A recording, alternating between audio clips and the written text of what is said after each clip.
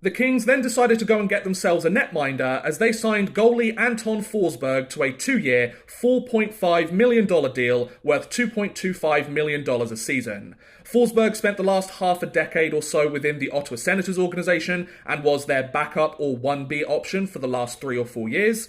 However, during the recent 24-25 season, he posted a somewhat disappointing 11-12-3 record, a 2.72 goals against average, and a .901 save percentage in 30 games.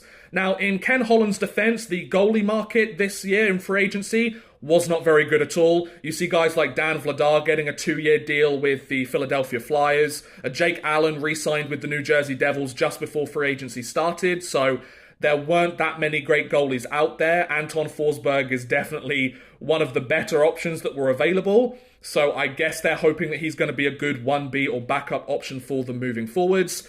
Ottawa weren't the worst team in the league last year, so the fact that he posted rather mediocre, if not very disappointing numbers could be alarms, but the fact that they have signed a few extra free agent defensemen, which we'll go into, might help kind of protect Anton Forsberg when he's in the net. Maybe they're expecting him to only play kind of 20-25 games a year, which would be in line with what he's been playing the last few seasons.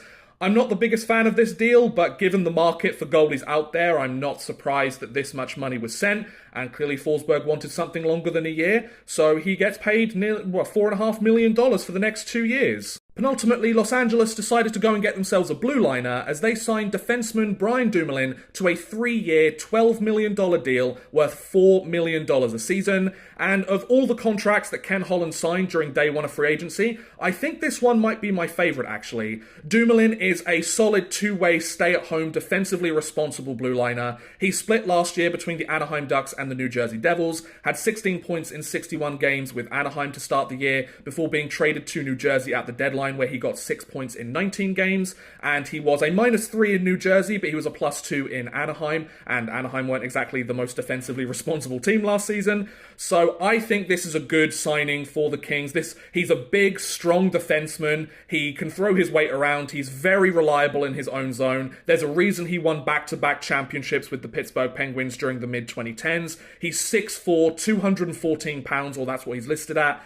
That's a guy that you can't take many liberties with, and he's a guy that, will really add stability to the Kings' back end. And it is kind of giving flashes of the 2012 and 2014 LA King Cup champion roster, where they were big, they were strong, and they would bully their opponents and really kind of get in their faces and grind them down, as opposed to flashy speed and skill.